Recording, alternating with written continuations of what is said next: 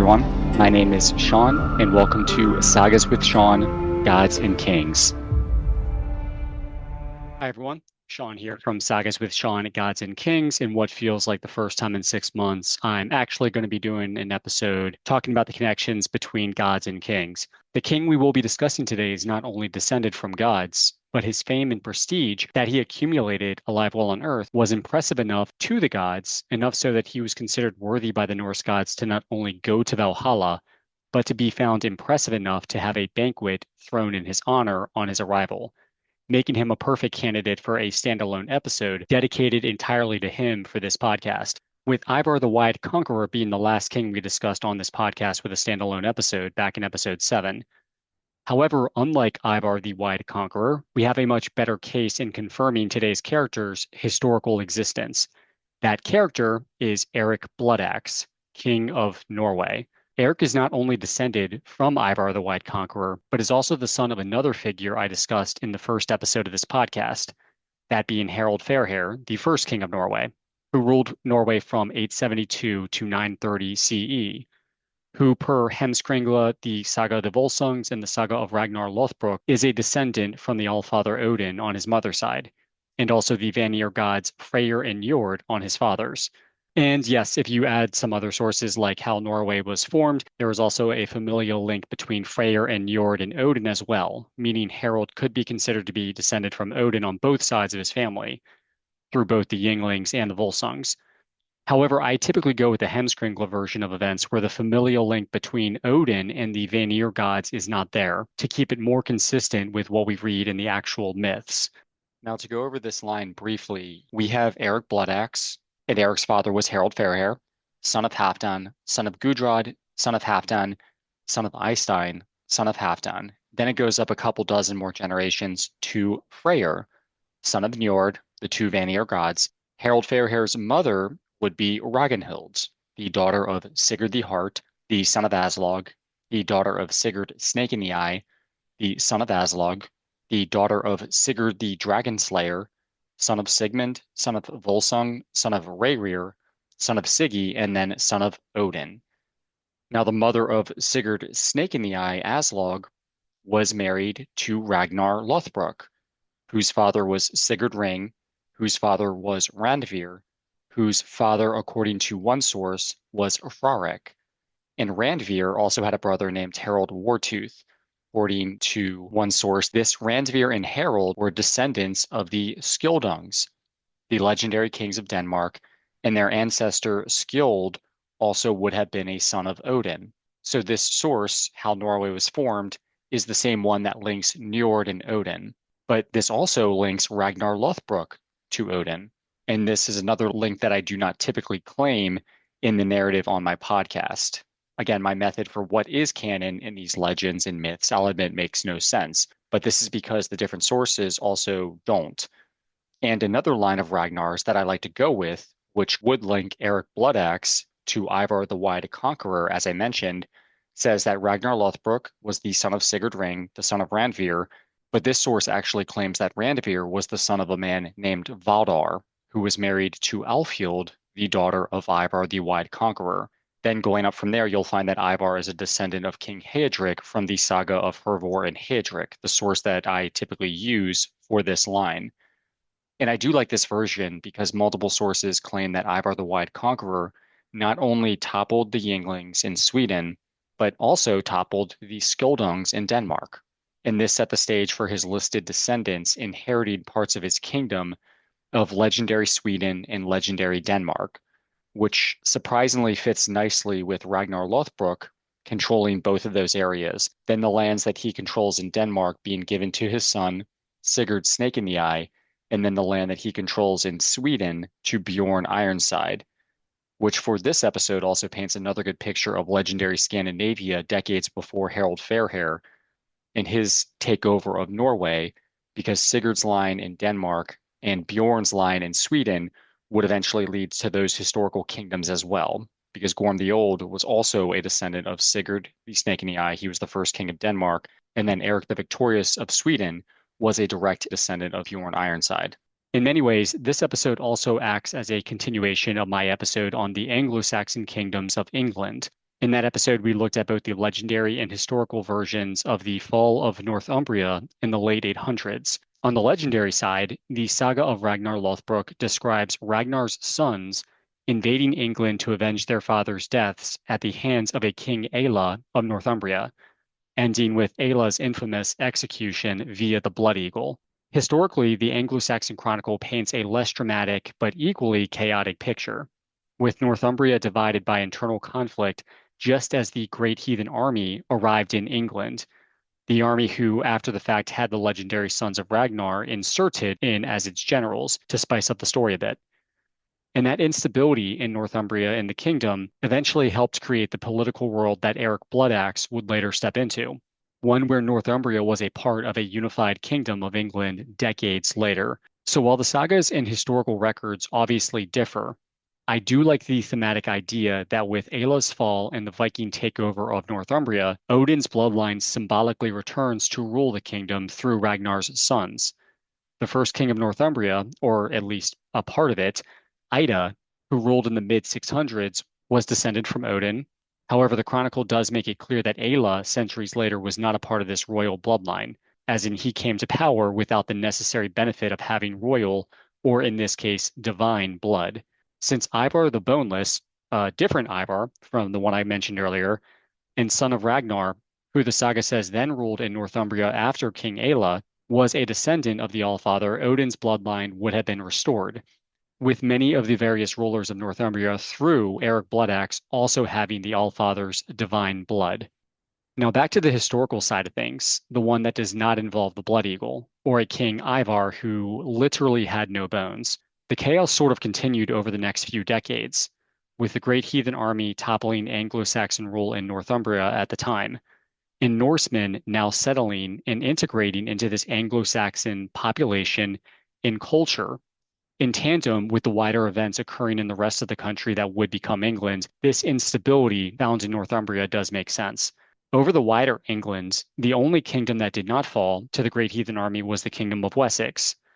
Due to the efforts of Wessex and its king, Alfred the Great, also funny enough descended from Odin, Wessex survived the invasion and over the next few decades would slowly take over the whole of England, with Alfred's grandson Athelstan becoming the first king of a unified England.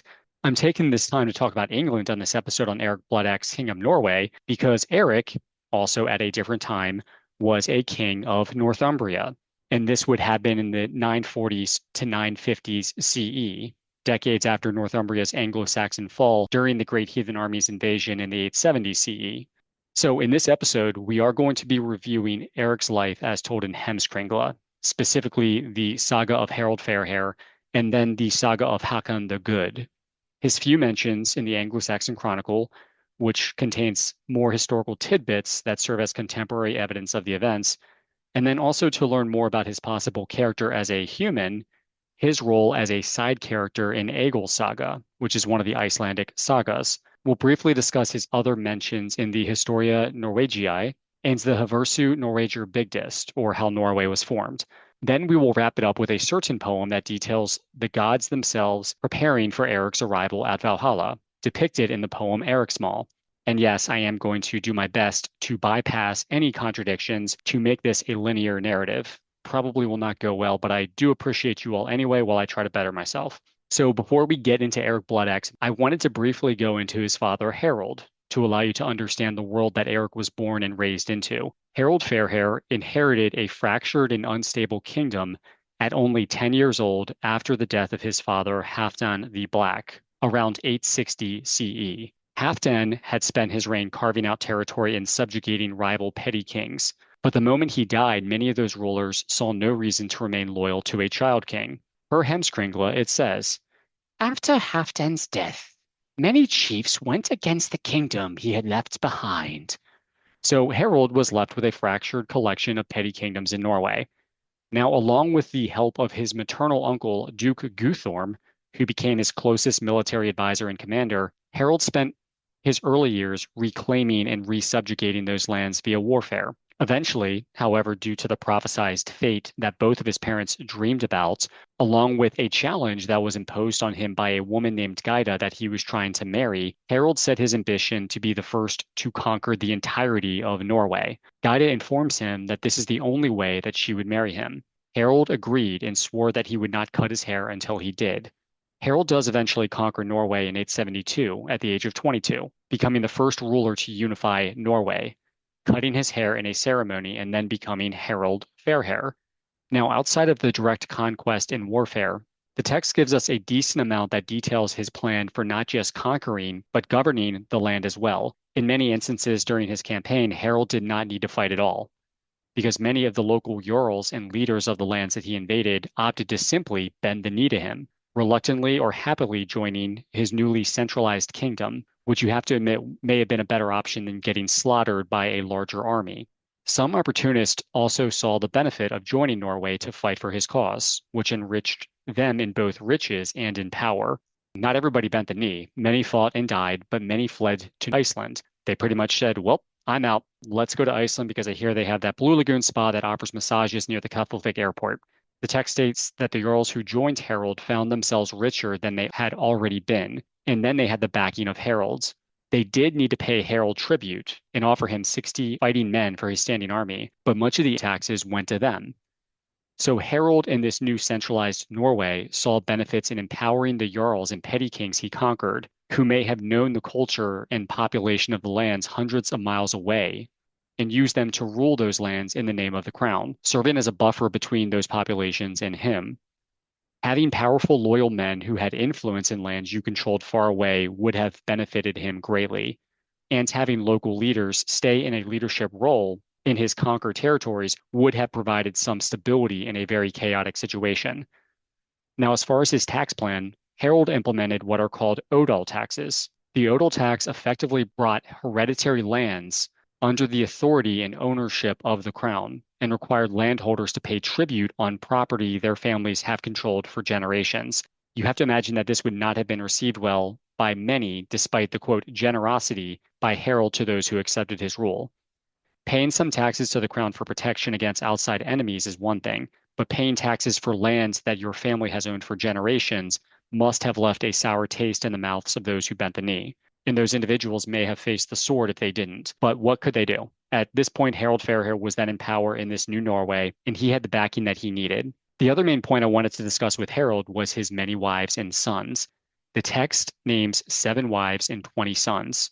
However, when Harald marries Eric's mother, a woman named Ragnhild the Mighty, the text says he divorced 9 wives when he married her.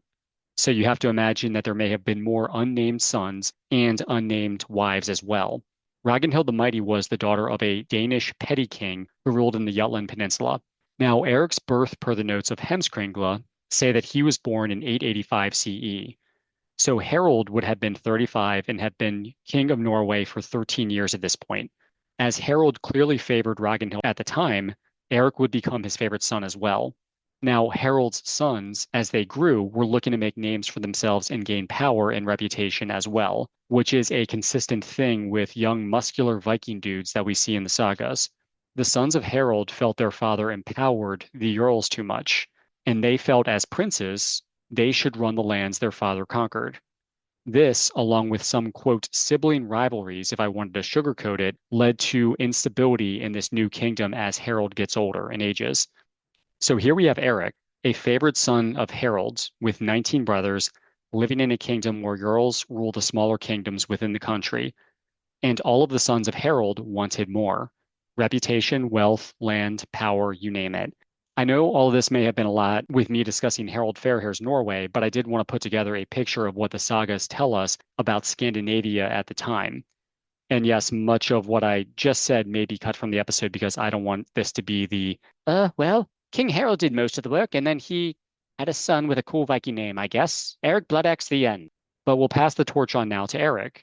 Heimskringla's description of Eric, to nobody's surprise, says, Eric was a big, good-looking man, strong and powerful, a great and victorious warrior, hot-tempered, cruel, unfriendly, and of few words. And after his birth was mentioned in part 21 of the Saga of Harald Fairhair, We see him first take action in part 33 at the age of 12.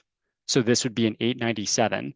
Harald gave Eric 5 longships, which Eric at a young age used to go raiding. At first in the eastern countries, which from Scandinavia you could imagine would be in the modern day Baltics. Then he went to Denmark, Friesland, and Saxland, which would most likely be parts of modern day Netherlands and northern Germany. Then he goes to the British Isles and he raids in Scotland, Wales, Ireland, and then he goes back to the European mainland and raids France. And years go by in his teens where he gains experience, wealth, and reputation. He then goes north towards Finnmark in the far north of Scandinavia. And then when he was on this campaign, his men found a woman in a tent, and her name was Gunhild, and she was the daughter of Asur Toti. She was sent to Finnmark initially to learn witchcraft, where she found herself with 2 Finnish guys who were to teach her this witchcraft. Now, the text many times in Heimskringla, as we have seen, shows Finnish people tend to have magical abilities. Gunhild conveys to Eric's men that the 2 teachers of witchcraft are horribly evil people and that they have the ability to kill others with only a glance. She states that she will hide Eric's men in the hut that they live in, and when the timing is right, they can come out and kill the 2 men in their sleep. She hides the men in a sack. The 2 Finns come home and sense that others had been inside their house. However, Gunhild denies this to their surprise. 3 nights pass, and apparently both of the Finns, you find out, happen to lust for Gunhild and were somewhat jealous of each other as a result of this. However, they did not take any action. Nothing happened until Gunhild invited them to her bed, one of them on each side. She put her arms around them 3 separate times, with them both falling asleep each time, highlighting some magic here on Gunhild's part as well. When she was confident they were asleep for good, she covered their heads with bags, signaled for Eric's men to come out of hiding, and they slew the 2 Finns while they slept. The next morning, the men took Gunhild to Eric. Eric brought her to her father Asur Toti and asked for her hand in marriage, which he agreed to. They were wed, and Eric brought her to his court. Now, in this situation, I do kind of find it funny that the 2 Finns were killed based on the words of Gunhild, who had been trained in magic and probably forms of treachery using that magic. And in looking at Gunhild's character in other sources, and later in Heimskringla, it seems that her reputation as a wife to Prince and then King Eric was not the best, to say the least.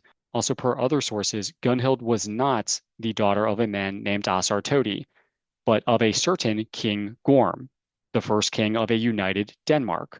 So Gunhild, as a potential princess of Denmark, marrying a prince of Norway makes for a better match. Also, since Eric's own mother was the daughter of a petty king in Jutland, which is a part of modern-day Denmark, this could also be another connection that led to an attraction on Eric's part. There has to be a joke in there somewhere about how Harald's favorite wife happened to have the same name as his mother, Ragnhild, and now his son Eric marries a princess of the country that his mother grew up in as well. So a quick nod to my earlier note is that a source called the Tale of Ragnar's Sons says that Gorm's father is a man named Harthacnut, whose father is Sigurd Snake in the Eye, son of Ragnar Lothbrok and Aslog of the House of Volsung, linking the legendary Denmark with the Skjoldungs, Ivar the Wide Conqueror, then Ragnar Lothbrok, and now the historical Denmark with Gorm. In looking at one of those sources, speaking to Eric's wife Gunhild, often known as Gunhild, the mother of kings. Let's see what the Historia Norwegiae, and yes, I know I'm saying that incorrectly, has to say about her and Eric.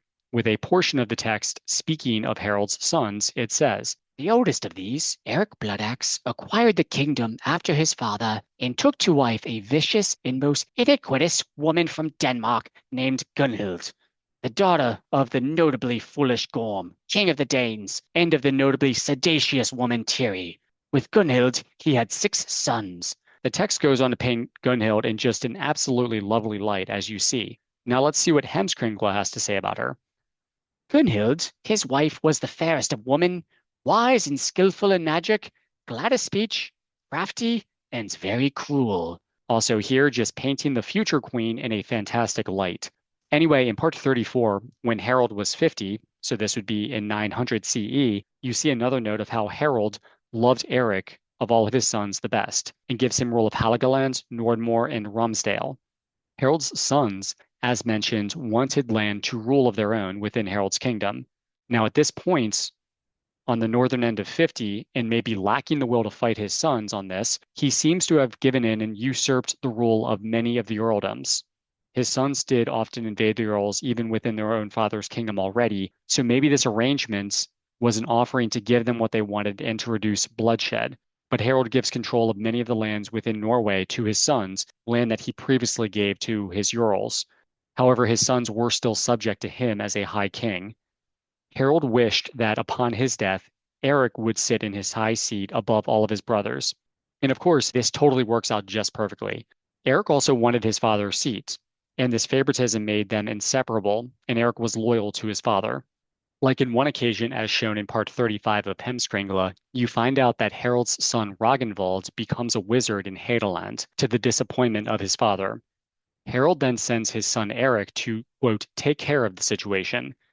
The result was that Eric burned his brother Ragnvald to death, along with 80 of his wizard friends. Who even knows if these 80 people were actually wizards? They could have just been cosplaying for a Dungeons and Dragons campaign, but we'll have to go ahead and just trust Harold's spies on this, I guess. Quite the way to take care of a situation, though, on Eric's part, burning your brother to death. But now here you have Eric, battle-tested from an early age, showing that he will kill a sibling and many others in a horrific fashion on the orders of the king of a kingdom that would be his. Then in part 36, you see a conflict with another brother of his, Bjorn, who was ruling over Vestfold, in which the town Tunsberg was a trading hub where many merchant ships would visit.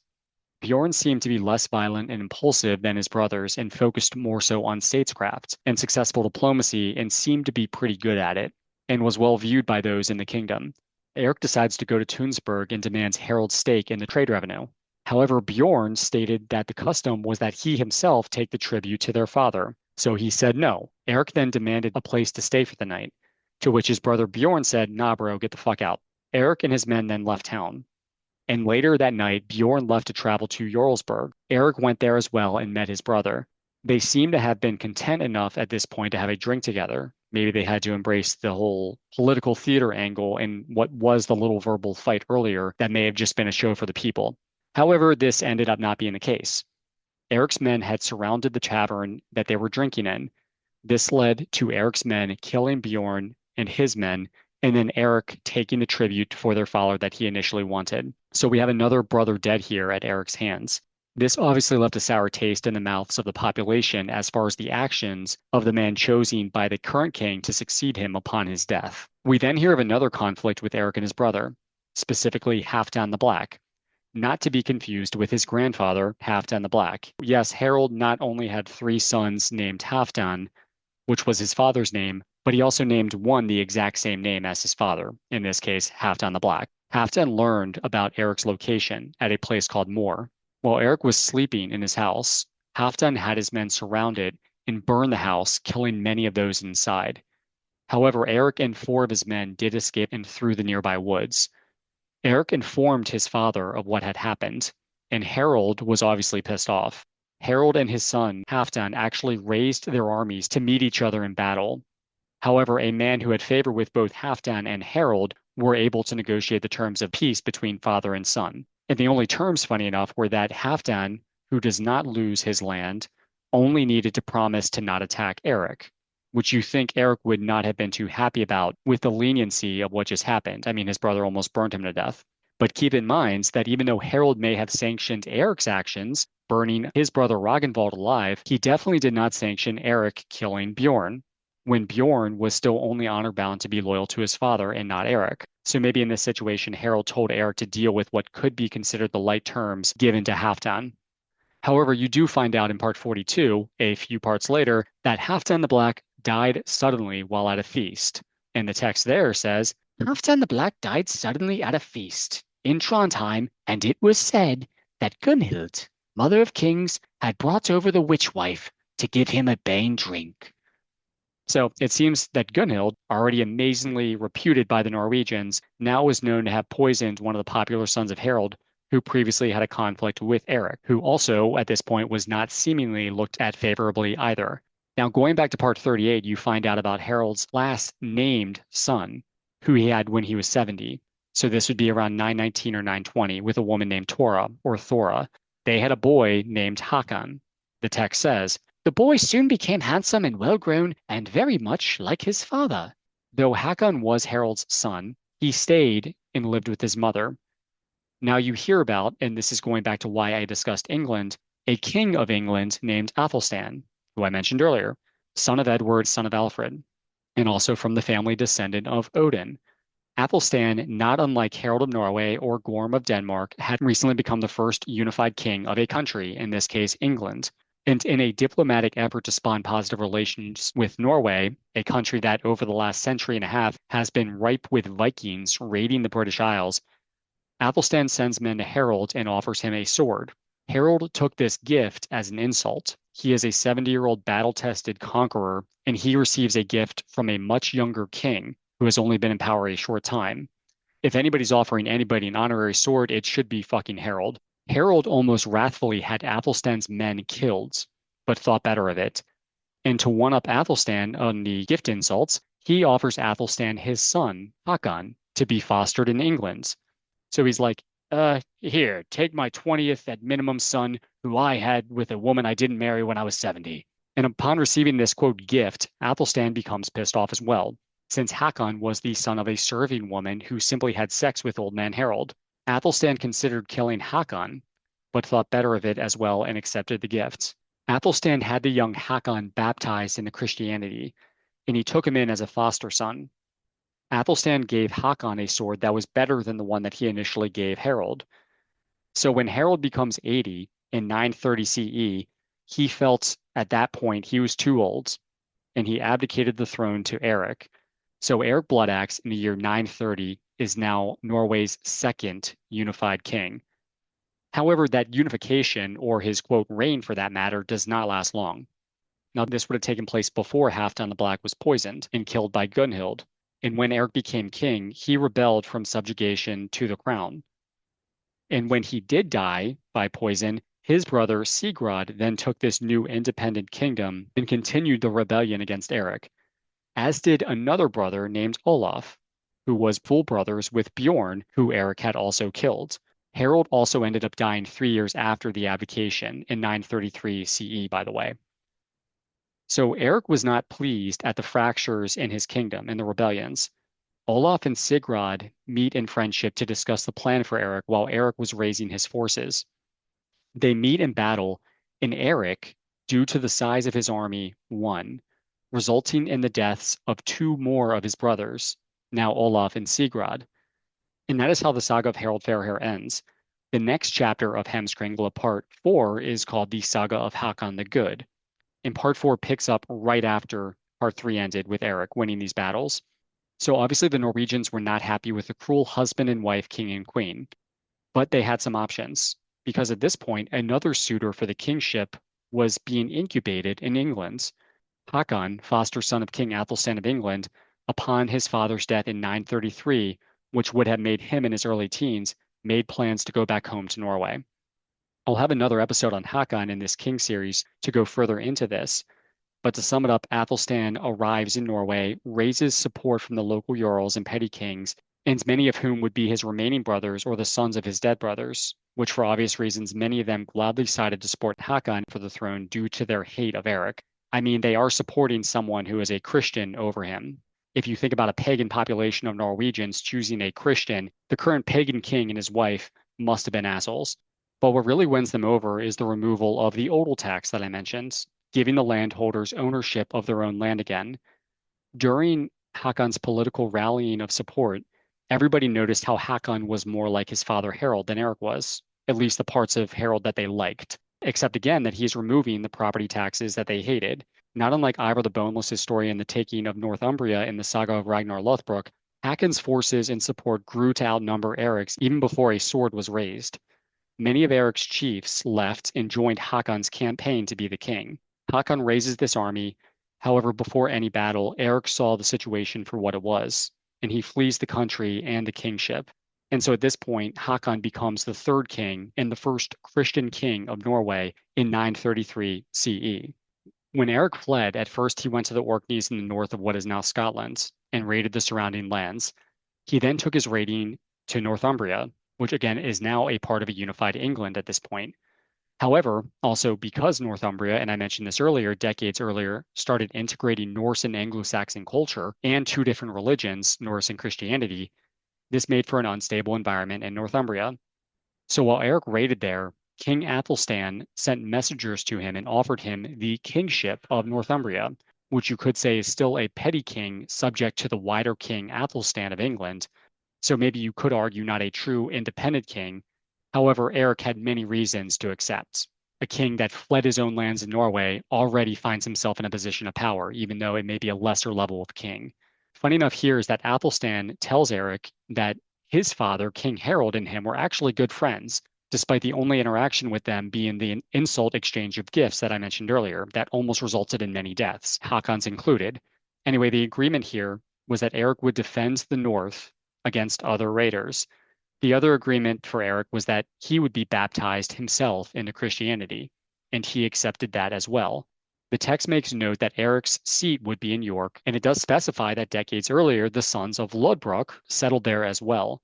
So Athelstan was responsible for two men who were or would be kings of Norway taking the Christian faith, bringing the religion to a pagan Norway.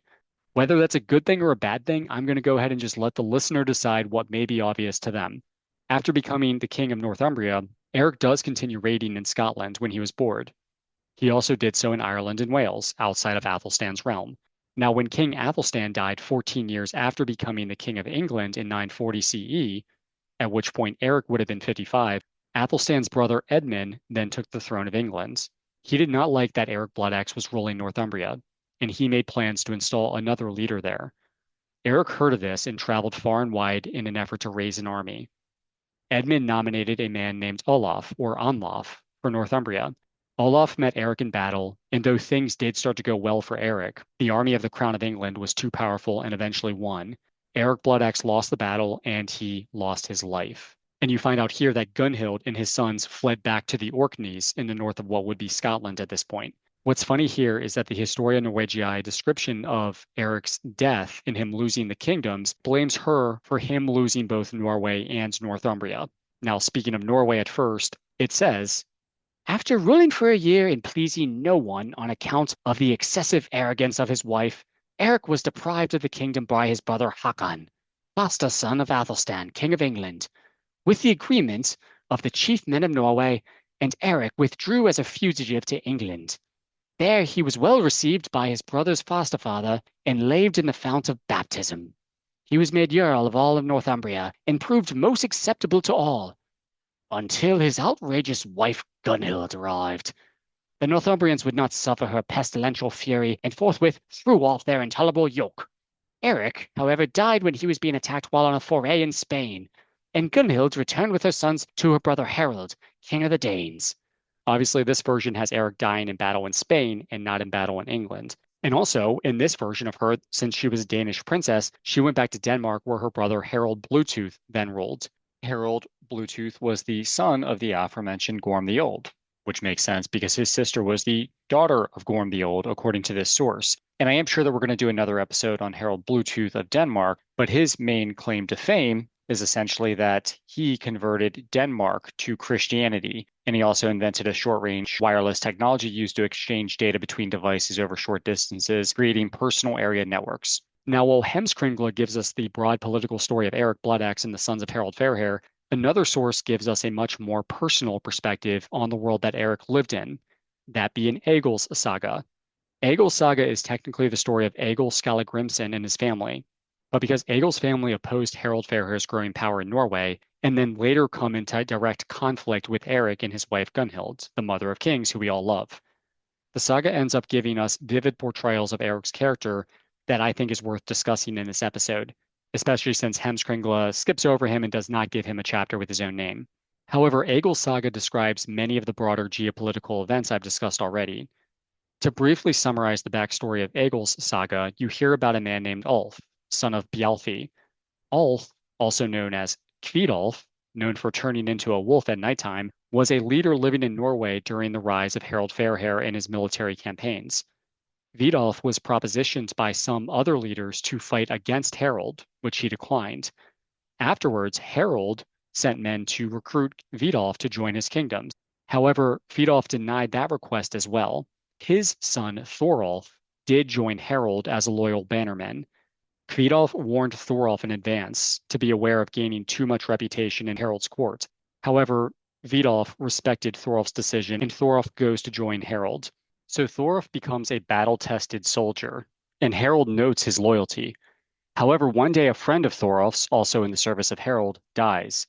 His friend was a landowner and bestowed everything that he had to Thorolf. He takes on his friend Widow as a wife with the approval of her father and takes his lands.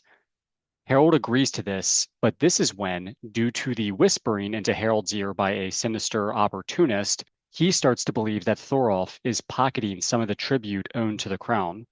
Harold seems to have had an insecurity to his loyalists who were no longer within arm's reach of him, as Thorolf now had his own land to live in outside of Harold's court. This eventually leads to Thorolf's death on the orders of King Harold. At this point, Kvidolf and his son Skallagrim flee any potential fallout to settle in Iceland. Then you have Egil, son of Skallagrim, son of Kvidolf, and nephew of the now dead Thorolf. Skallagrim does have another son that is also named Thorolf, just like his dead uncle. So the story at this point transitions into Egil and his adventures. Egil never has any real dialogue with Harold, however he does with Eric, when Eric takes the throne of Norway. And yes, Eric's wife, Gunhild, does play a role of influence in these dialogues.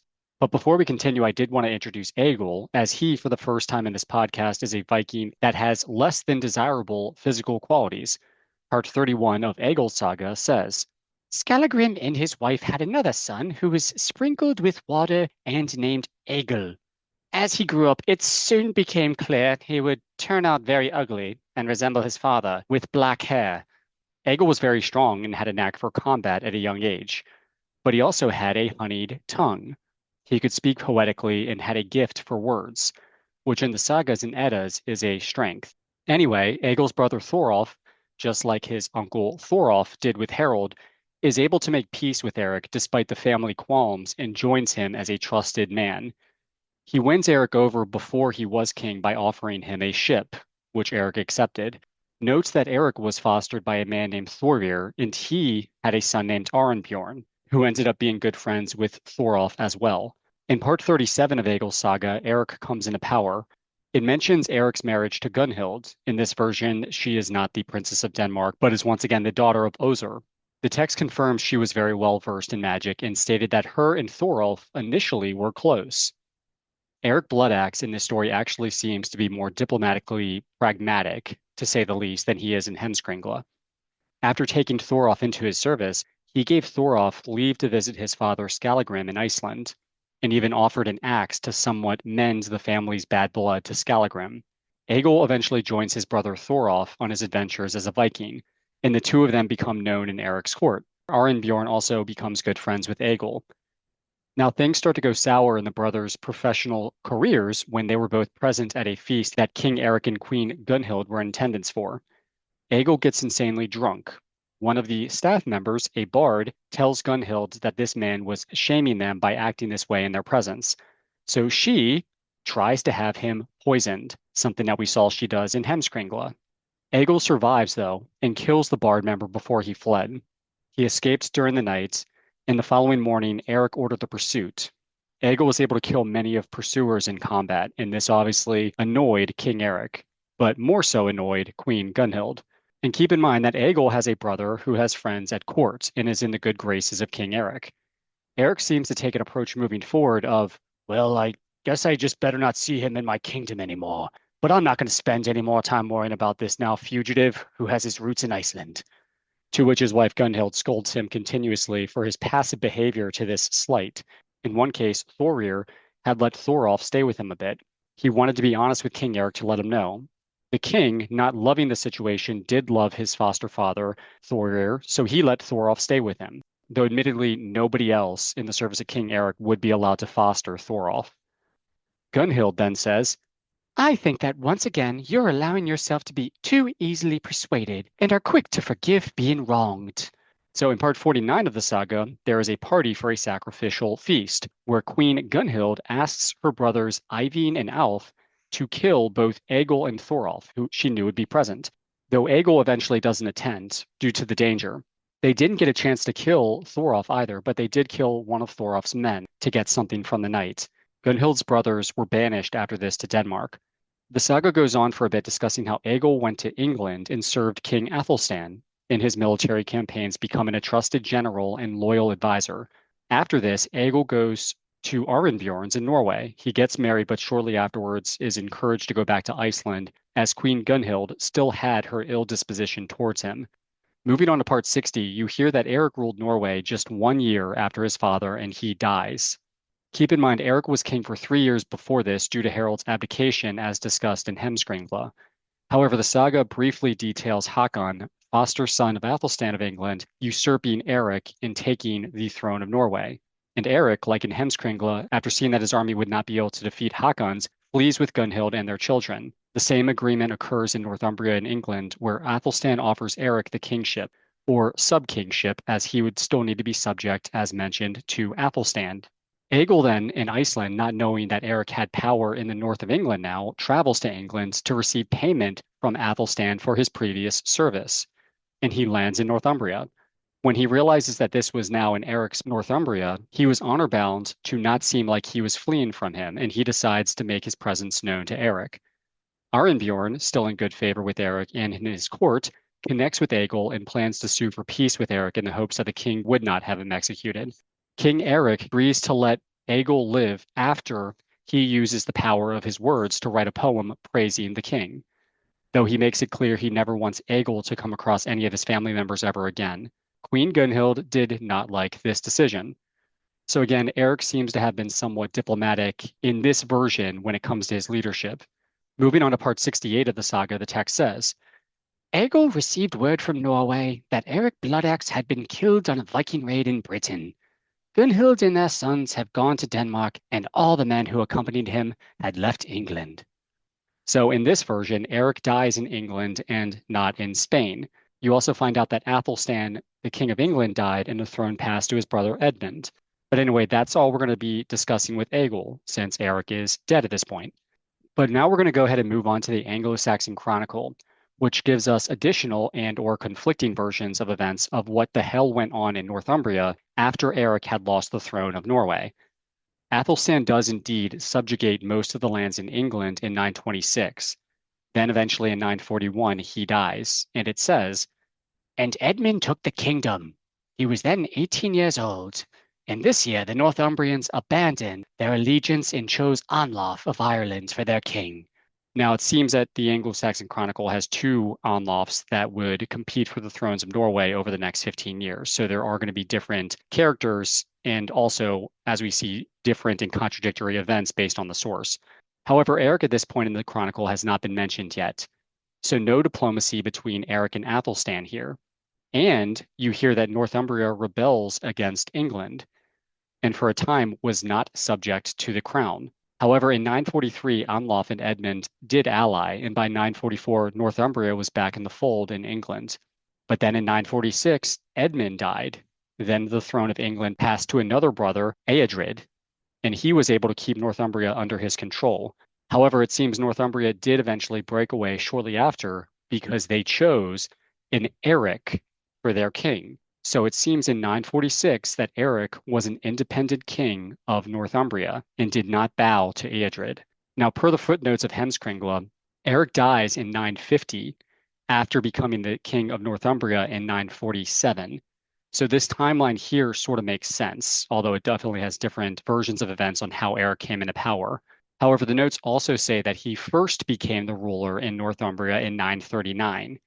So he holds this position twice, even though the actual text of Heimskringla just has him there once during Athelstan's rule. Since Athelstan died in 940 or 941, and shortly after this Eric is killed by Olaf, this means that the text of Heimskringla and Egil saga does not mention this second term or an independent kingship of Northumbria. So I like to say that the Chronicle was more accurate because it was a contemporary writing and not written centuries later. King Eric, independent king of Northumbria, and I'm going to go with that version. However, this was a very short term as king, because in 948, Eadred took Northumbria back from Eric and installed another Anlaf as its leader. However, again, in 952, the chronicle reads, "This year the Northumbrians expelled King Anlaf and received Eric, son of Harald." However, again, this short reign ended in 954. But per the Chronicle and the other sources, there are multiple instances where Eric held power in Northumbria, maybe either one, two, or even three. Going back to 954, it says, "This year the Northumbrians expelled Eric, and King Eadred took the government of the Northumbrians." But then in 955, Eadred dies, and then his nephew Edwy takes the throne. But Eric was mentioned no more in the Chronicle. But if Eric held the kingdom again in 954, clearly he was not dead in 950, as the footnotes in Heimskringla said. So anyway, that wraps up what the sources say about Eric Bloodaxe. It seems that he was most certainly a king of Norway and then in Northumbria, and he had a wife who had sinister intentions and magical abilities, whose actions would not be in the best interests of her husband. And the timing and details of his life are slightly, to say the least, skewed and contradictory. Now, Eric was also an impulsive kinslayer who did maybe what he thought he needed to do to control what he thought was his. And two sources claim that he was also baptized and became a Christian. Both of the sources that claim this, however, were written much later, with Heimskringla in the History Norwegiae. And yes, I'm going to have to figure out how to say that one day. However, I like to say that he remained a Norse pagan until his death, whenever that may have been, because Odin himself finds him worthy to join him in the mead halls at Valhalla. And for this, I'll introduce the poem Eric Small. And this poem was written around the time that Eric would have been alive, or around the time that he died. And it was supposedly sanctioned by a certain Queen Gunhild after his death. If everything else about the cruel/magical Gunhild is true, then you cannot say that historically she was not a loving wife. And maybe future authors blaming the woman at the man's side for his failures was a standard narrative. This poem is short, but essentially the god Odin is speaking to the poet god Bragi as he has ordered the preparation for a feast in Valhalla. Bragi asks Odin why he's preparing such a huge feast, however, and he compared the feast as so much of a celebration that you would think Balder, son of Odin himself, was returning from the underworld. In verse 4, Odin responds to Bragi by saying, "For Eric this noise is made, as he here will come in, the prince, into Odin's halls." Then Odin orders two of the Volsungs, Sigmund and his son Sinfjotli, to greet Eric as he arrives. The saga of the Volsungs does describe not only Odin himself ferrying Sinfjotli to Valhalla upon his death, but he is also responsible directly for killing his descendant Sigmund in battle when his time was up. And when Sigmund died, he acknowledges Odin killing him as he bled out. So I think the Volsungs being here is fitting.